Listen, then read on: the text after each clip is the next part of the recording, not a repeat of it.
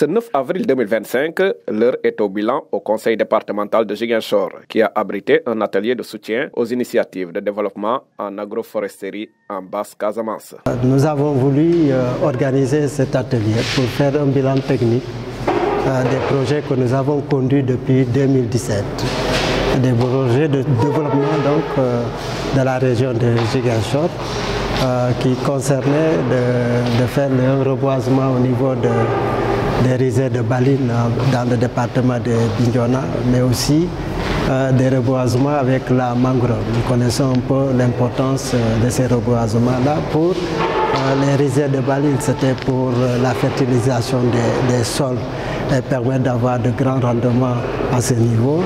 Pour la mangrove, c'est favoriser la biodiversité. Donc pour nous, cela a été important. En termes de résultats, il y a une satisfaction, il faut le dire, parce qu'à Baline, on a pu avoir des plans qui se sont développés, 250 au moins plans qui se sont développés sur les 1000 envisagés.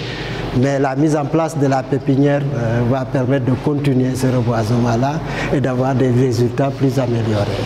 Pour les mangroves, pour Kobalan et comme pour Nyassia, Enampor du moins, il y a un bon comportement des espèces et aujourd'hui ça favorise la biodiversité. À côté, nous avons évolué avec les partenaires des escortes de la région Grand Est et de Axir qui ont voulu accompagner la mise en place du développement des blocs maraîchers, aussi bien à Tchonkessil, à Deyane.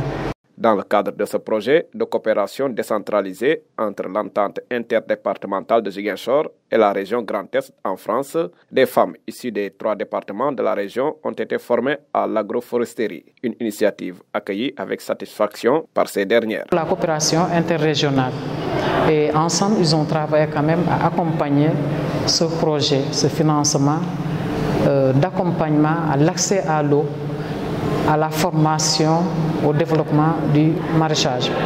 Et là où j'ai tenu à remercier le travail abouti par l'entente interdépartementale, parce que ça c'est une première au niveau de la région et même au niveau des maisons familiales. Parce que si je dis que je les remercie, si on voit la région de Ziguinchor, tous les légumes que nous produisons en majorité nous proviennent du nord.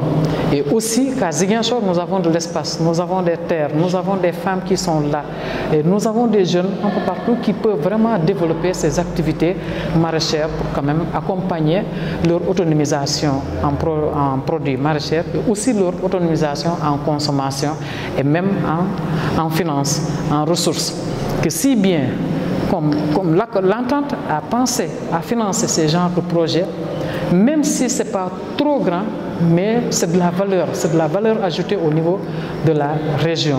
L'entente accompagne les producteurs de la région de Ziguinchor à revenir dans leur culture daton, dans leur culture ancienne et aussi dans les cultures qui vraiment préconisent leur santé. Imaginez quand on était dans la salle, il y a une femme qui avait dit « moi je suis diabétique ». Mais quand j'ai commencé à consommer les produits maraîchers produits par les groupements de Batinba, je me sens meilleur, je me sens très à l'aise parce qu'il n'y a pas eu de pesticides. Ce projet a atteint ses objectifs en matière d'autonomisation des femmes et est financé à hauteur de plusieurs millions de francs CFA. Il faut, pour aller avec cette autonomisation-là, il faut questionner un peu le modèle pour sa viabilité économique, voir si le modèle est viable économiquement ou pas.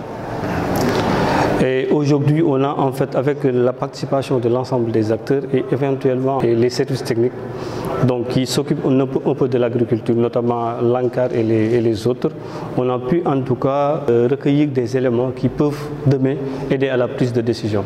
On a démarré l'intervention depuis 2022 avec des financements de 2020-2021 et ça se poursuit jusqu'à décembre 2025 et c'est des petits projets et l'objectif c'est d'apprendre de ces petits projets-là pour monter en gamme.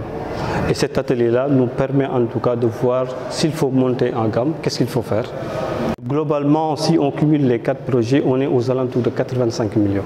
ce 9 avril 2025. Au-delà du bilan, c'est la promesse d'un avenir durable et prospère qui se dessine pour ces femmes de la basse Casamance, désormais armées des savoirs et des outils nécessaires pour transformer leur environnement et renforcer leur autonomie. Grâce à cette coopération fructueuse, la région se prépare à un développement agroécologique harmonieux porté par les femmes, moteur essentiel du changement.